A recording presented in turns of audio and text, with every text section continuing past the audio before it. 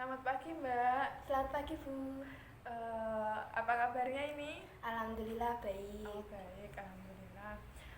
Tadi kesini naik apa?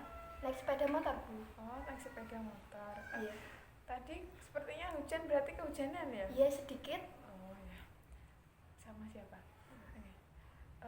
Kesini tadi sama siapa Mbak? Sendiri, Bu. Oh sendiri ya? Iya. Oke. Baik, sebelumnya saya ingin memastikan, ingin mengonfirmasi benar ini Mbak Laili Kusumawardani yang kemarin sore menghubungi saya melalui WA untuk melakukan kegiatan konseling pada pagi hari ini ya. Iya, Bu. Saya yang kemarin sore WA Ibu untuk melakukan konseling pagi ini. Apakah boleh, Bu? Tentu saja boleh dong Mbak. Baik, jadi di sini nanti kita akan melakukan proses konseling ya Mbak. Nah, proses konseling itu sendiri akan coba saya jelaskan sebelum kita melakukan prosesnya. Jadi proses konseling itu proses pemberian bantuan yang diberikan kepada dari konselor kepada konseli. Dalam tahap ini atau dalam saat ini saya sebagai konselor dan Anda sebagai konseli atau klien.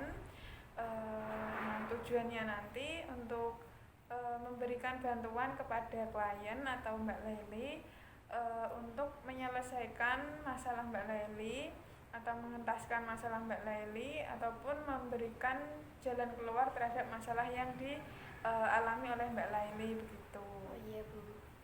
Oke. Jadi apakah Mbak Laili sudah paham mengenai kegiatan kita pada pagi hari ini? Iya, paham, Bu. Baik, kalau Mbak Laili sudah paham, jadi saya akan menjelaskan sedikit kembali mengenai apa saja yang harus Mbak Laili lakukan dalam kegiatan konseling pada pagi hari ini. Jadi nanti Mbak Laili diminta untuk mengungkapkan masalah atau menyampaikan permasalahannya itu secara sukarela. Kan Mbak Laili itu sudah menghubungi Ibu melalui WA, berarti Mbak Laili sudah harus siap dan berkenan untuk menyampaikan masalahnya secara terbuka begitu ya. Iya, Bu. Oke, kalau Mbak Laili sudah paham semuanya, saya akan memberikan kesempatan kepada Mbak Laili untuk dapat menyampaikan permasalahan yang sedang Mbak Laili hadapi secara detail. Silakan Mbak Laili untuk mulai menyampaikan permasalahan yang sedang dihadapi. Silakan Mbak. Piring kopi, Bu. Baik, Bu. Jadi kan gini, saya itu kelas 2 SMA. Saya tuh kadang capek ngerjain tugas sampai keteteran, kewalahan untuk ngerjain, Bu. Oh, masih sekolah ya Mbak? Sekolahnya itu masih daring atau sudah luring? Sudah luring, Bu. Oh, sudah luring, berarti sudah bisa bertemu dengan guru-guru ya? Iya, Mbak. Terus tujuan Mbak Laili kesini itu ingin apa? Mungkin bisa Ibu bantu. Iya, Bu, jadi akhir-akhir ini saya banyak kegiatan. Saya ingin minta tolong untuk Ibu supaya agar saya bisa tetap fokus pada kegiatan-kegiatan tersebut. Kalau boleh tahu, kegiatan apa saja yang dilakukan oleh Mbak Laili? Jadi gini, Bu, saya di sekolah kan ikut kegiatan OSIS. Jadi pasti kan banyak kegiatan, banyak tugas-tugas gitu. Terus kalau sampai rumah harus membantu ibu, menjaga adik, belum lagi mengerjakan tugas-tugas sekolah yang menumpuk banyak banget gitu. Terus apa? Jadi saya kewalahan banget, Bu. Bahkan semester kemarin prestasi saya pun menurun. Tapi kan sudah memutuskan untuk masuk OSIS, berarti sudah tahu konsekuensi atau kesibukan yang nantinya Mbak pilih. Iya. Nah, menurut Mbak, selain kegiatan OSIS dan juga membantu orang tua, ada alasan lagi atau apakah ada yang menyebabkan Mbak Laili itu prestasinya menjadi menurun itu apa lagi? Sebenarnya ada Bu, main HP. Saya kalau sudah main HP itu suka lupa waktu gitu loh Bu. Oh, lupa waktu ya? Iya Bu. Oh, jadi selain alasan mengikuti kegiatan OSIS, terus membantu orang tua, jaga adik tadi, ternyata juga main HP menjadi salah satu alasan Mbak Laili prestasinya menjadi menurun begitu ya? Iya Bu, kadang karena kelamaan main HP sering dimarahin ibu. Soalnya nggak ikut bantu bersih-bersih rumah, nggak ngelupain jaga adik gitu. Mbak Laili tahu kalau kebiasaan Mbak Laili itu sebenarnya kebiasaan yang tidak baik begitu. Iya tahu Bu, tapi kan dengan lihat HP kita bisa menghibur diri sendiri dengan lihat TikTok, Instagram, Facebook, atau WA gitu loh Bu, kan jadi lebih gimana ya, menyenangkan diri sendiri itu loh Bu, di balik kesibukan yang banyak banget gitu. Jadi Mbak Laili dengan bermain HP jadi bisa melupakan segala tanggung jawabnya begitu ya? Iya Bu. Lalu tingkah laku yang Mbak Laili lakukan dengan main HP itu menurut Mbak Laili main HP-nya itu sendiri itu menguntungkan atau tidak? Tidak Bu, karena dengan terlalu sering main HP saya jadi membuang waktu saya dengan sia-sia.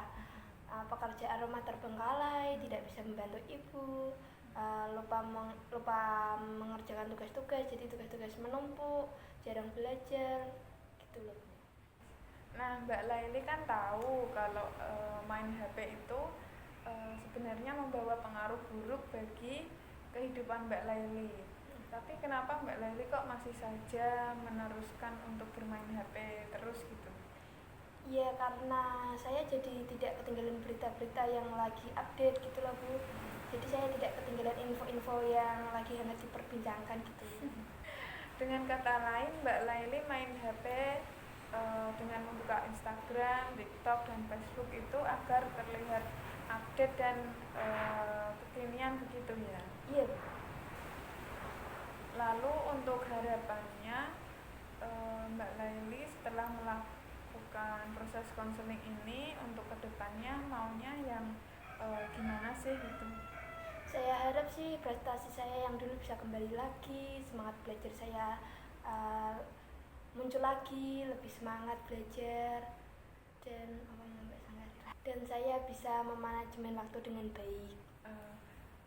Wah, sudah bagus sekali harapan-harapan Mbak Laili ya, bisa berani mengambil keputusan untuk kedepannya agar menjadi lebih baik lagi dan memperbaiki diri ya. Lalu kira-kira apa yang harus Mbak Laili lakukan untuk mencapai harapan-harapan yang diinginkan Mbak Laili? Mungkin gini ya Bu, saya harus meluangkan waktu untuk belajar, mendahulukan kegiatan-kegiatan mana yang perlu didahulukan, tidak bermain HP terlalu lama, bermain HP jika diperlukan saja, atau kalau perlu saya harus bisa membagi antara waktu untuk belajar, membantu orang tua, dan bermain HP. Begitu ya. Ya. Terus apakah ada lagi? Selain itu saya juga butuh support dari orang terdekat saya agar saya bisa semangat belajar lagi. Karena di rumah kan saya bantu orang tua, habis itu main HP, kalau enggak ya langsung tidur. Jadi saya jarang membantu ibu gitu, sering dimarahi. Jadi saya butuh support ibu buat menaikkan semangat saya lagi untuk belajar gitu. Jadi Mbak Laili itu juga membutuhkan support atau dukungan dari orang tua begitu ya? Iya. Kira-kira dukungan seperti apa sih yang bisa membuat Mbak Laili itu semangat lagi belajarnya, bisa merealisasikan harapan-harapannya gitu? seperti kayak memberikan pujian ketika mendapat nilai yang bagus, memberikan teguran ketika saya melakukan kesalahan dengan cara yang halus dan tidak marah-marahi. Mungkin seperti itu, Bu. Seperti itu ya. Iya, Bu. Jadi berarti Mbak Laili itu menginginkan Ibu Mbak Laili memberikan dukungan support atas proses belajar Mbak Laili ya. Iya, Bu. Jika Mbak Laili membutuhkan dukungan-dukungan tersebut, Ibu bisa loh memberikan dukungan tersebut kepada Mbak Laili. Nah, apakah Mbak Laili berkenan kalau Ibu memberikan dukungan? Iya, Bu, saya berkenan sekali. Baik, berarti Mbak Laili berkenan ya kalau Ibu memberikan dukungan atau support kepada Mbak Laili ini? Iya, Bu. Oke, baiklah, dari proses konseling kali ini sebenarnya sudah menemukan jalan keluar melalui harapan-harapan yang disampaikan oleh Mbak Laili. Nah, di sini Ibu ingin bertanya kepada Mbak Laili, apakah Mbak Laili itu sudah siap untuk berkomitmen dan menjalankan semua yang telah disampaikan oleh Mbak Laili mengenai harapan dan planning yang Mbak Laili buat tadi? Baik, Bu, saya sudah siap dan saya siap berkomitmen atas planning-planning yang saya ucapkan tadi. Alhamdulillah kalau begitu. Ibu akan selalu memantau Mbak Laili, bagaimana perkembangan Mbak Laili dengan pertemuan-pertemuan yang akan Ibu lakukan selanjutnya ya. Baik, Bu.